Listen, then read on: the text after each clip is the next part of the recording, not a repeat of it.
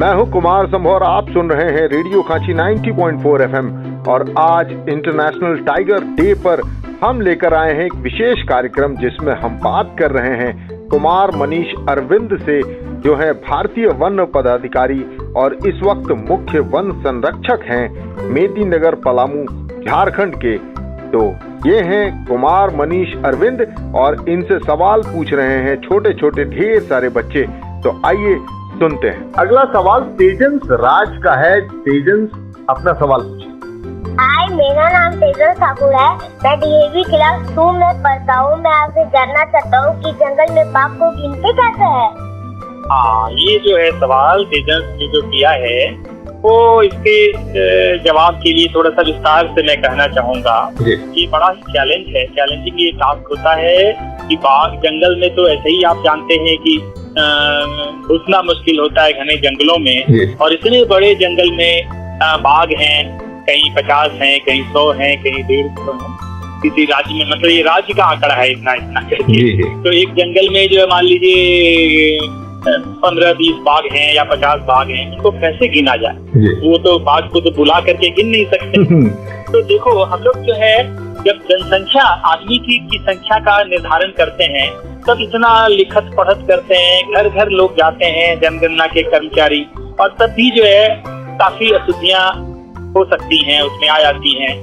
लेकिन अब बाघों को तो पकड़ करके बुला नहीं सकते, तो उसके लिए तरीका होता है। पहले जो मैं 2 तरीके बताता हूँ, जो कि पहले 20 साल पहले का तरीका और आज का तरीका, ये दोनों मैं बताता हूँ आपको समझने के लिए। एक होता था पहले पगमार्क सेंसर। जो बाघ चलते हैं, जैसे हम लोग चलते हैं, मान लो बलुई मिट्टी पर चलते हैं, बालू पर चलते हैं, तो कहाँ क्या होता है कि पैर के निशान बन जाते हैं उस पर। जब आप समुद्र के किनारे जाते हो तो बालू पर जब चलते हैं तो आपके पैर के निशान वहाँ पे बन जाते हैं। उसी तरह से बाघों के पैर के निशान को लेकर के उसका आंकड़ा जुटा करके और उसके आधार पर पहले हम लोग पगमार्क सेंसस में बाघों की संख्या का आकलन करते थे। उसके लिए क्या करते थे कि पूरे जंगल को छोटे छोटे खंडों में पहले नक्शे पर बांट लेते थे। फिर इस प्रत्येक खंड में जो प्रमुख सड़क या पगडंडी और ये जो होते थे जिससे की आवाजाही करते हैं लोग और जंगली जानवर, उनके बीच में जगह जगह दर्जनों की संख्या में वो पैड बना देते थे। इम्प्रेशन पैड बोलते हैं इसको। वो पैड बना देते थे बलुई मिट्टी से या बालू से। उसको पतले मिट्टी से पूरा महीन मिट्टी ये बुरादा करके उसको इम्प्रेशन पैड बना देते थे कुछ लंबाई में, मान लो 10 फीट 15 फीट लंबाई में ऐसा बना दिया कि उस पर जब बाघ जाएंगे तो पैर के बहुत स्पष्ट निशान बन जाएंगे। बिल्कुल। अब उसके बाद हम लोग क्या करते थे कि उसका समय जो है निर्धारित होता था 2 दिन 3 दिन के बीच में। हम लोग सभी जगह वो सभी खंडों में अपने वन कर्मी और जो गैर सरकारी संगठन के कुछ लोग सब मिल करके उसका ये बड़ा काम होता है। सेंसर का काम जो है बहुत बड़ा काम है। हाँ, और इसमें सब लोग जाते थे और दिन भर वहाँ पे रहते थे। और उसके बाद पिछले रात में या शाम को, आप जानते हैं कि बाघ जो है वो रात्रिचर हैं, निशाचर हैं। वो जो है शाम के समय और सुबह रात के समय जाते हैं, चलते हैं। तो जो भी उनका पगमार्क दिखता था दिन में हम लोगों को, उसको सबको एक होता है pugmark tracer, tiger tracer, pugmark tracer. तो उससे हम लोग उसका निशान उस पर कागज से एक शीशा के ऊपर में कागज रख करके उस पैर के निशान को हम लोग उसको चित्रित कर लेते थे, ताकि उसका साइज और उसका आकार वो सारा उसमें आ जाता है। इसके अलावा हम लोग ये भी काम करते थे, प्लास्टर ऑफ पेरिस का घोल उसमें डाल करके वो जो पैर का निशान बना है, गड्ढा जो बना हुआ है, उस गड्ढे में टाइगर वो प्लास्टर ऑफ पेरिस का घोल डाल देते थे और थोड़ी देर में वो जम जाता था।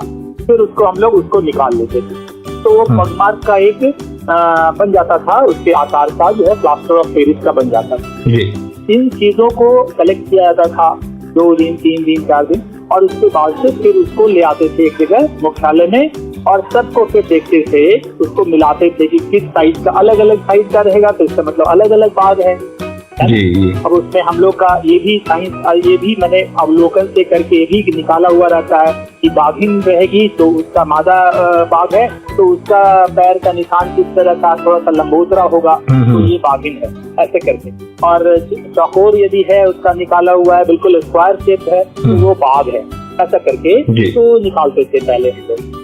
तो ये लेकिन थोड़ा सा क्रूड ये तरीका था और बहुत सारे इसमें त्रुटियां भी हो जाती थी, कई बार टैली कर जाता था, कई बार डबल काउंटिंग होने की संभावनाएं रहती थी। तो अभी पिछले कुछ वर्षों से इससे ज्यादा विश्वसनीय माध्यम और विश्वसनीय तरीका जो है अभी कैमरा ट्रैप मेथड चल रहा है।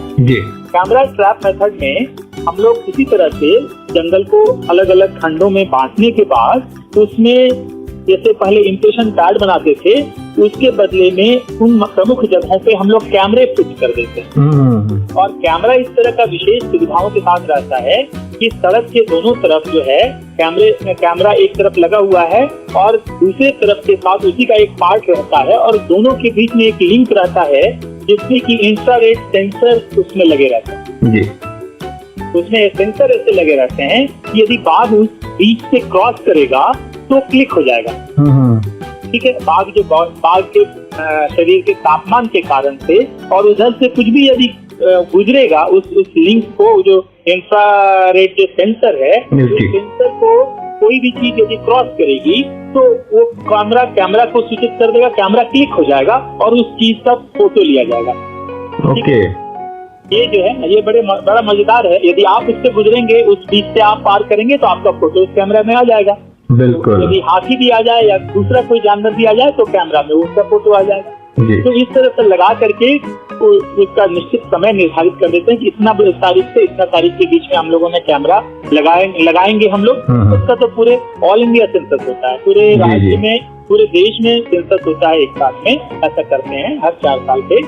तो उसमें कैमरा में आ जाते हैं, फिर उन फोटोग्राफ को हम लोग जो है वहां भी फिर लाते हैं मुख्यालय में। और इसमें जो है बाघ के शरीर पर जो काले काले धब्बे होते हैं, जो लकीर निकले रहते हैं, पीले रंग के ऊपर में काला जो है वो स्ट्राइप जो रहता है, उसके पैटर्न को एनालाइज किया जाता है। उसके पैटर्न को देख करके फिर हम लोग पता करते हैं कि ये वही वाला बाघ है जो कि इतना तारीख वाला कैमरा में है या इतना बजे जो कैमरा में आया हुआ है, वही बाघ जो है फिर 3 घंटा के बाद यदि लौट करके उस रास्ते से आया, फिर उसकी तस्वीर ले ली गई, तो उसको हम लोग एक ही मानते हैं। और इस तरह से हम लोग एनालाइज करके फिर उसकी संख्या पर आते हैं, एक संख्या निर्धारित करते हैं कि इतने बाघ तो यहाँ पे कहीं ऐसे करते। ये काफी मतलब इंटरेस्टिंग और मेहनत का काम है सर, इस बाघ को खेलना है, बहुत मेहनत का काम है और बहुत इसमें वैज्ञानिकता भी है। बिल्कुल। इसमें विश्वसनीयता भी है, इसमें कोई दो मत नहीं है कि काफी विश्वसनीय संख्या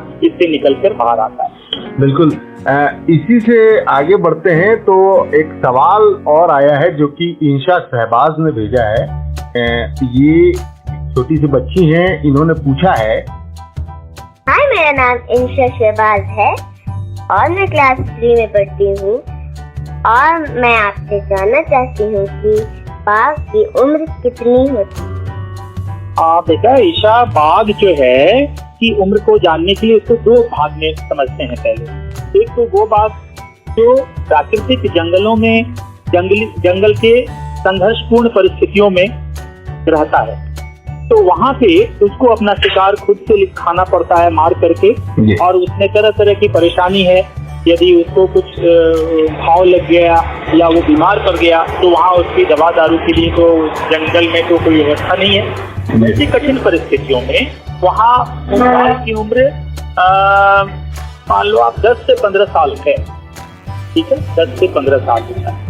लेकिन जब चिड़ियाघरों में बाघ को पालते हैं, जहाँ पर कि उसको समय पर खाना मिलता है और उसको चिकित्सीय सुविधाएं भी मिलती हैं, वहाँ पे 15 साल से ज्यादा उसकी आयु होती है, कहीं कभी 20 साल तक उसकी आयु होती है। तो इस तरह से प्राकृतिक वनों में जो बाघ हैं उनके जीवन का उसकी आयु से ज्यादा चिड़ियाघरों में जो बाघ पाले जा रहे हैं उनकी आयु होती है। बिल्कुल।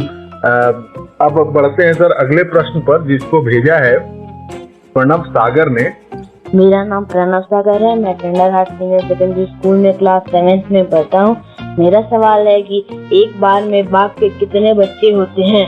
तो बाघों के एक बार में 3 से 4 शावक बाघिन का जो है वो होता है। 3 से 4 शावक एक बार में जन्म लेते हैं और बाघों का जो उनका गर्भाधान, उनका जो ये समय रहता है कि गर्भ धारण करने के बाद बच्चे होंगे, तो वो करीब 3.5 महीने का उनका होता है। और एक बार में 3 से 4 शावक जन्म लेते हैं, लेकिन ये सबके सब ये जिंदा नहीं होते, लास्ट तक जो है तो बचते नहीं है, जीवित नहीं रह पाते।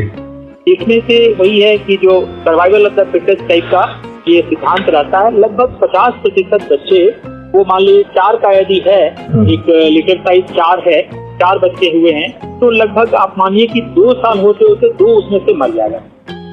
बिल्कुल। तो 2 वर्ष की अवस्था तक जो है लगभग 50% इनका मृत्यु दर है कि इतने ही बचेंगे।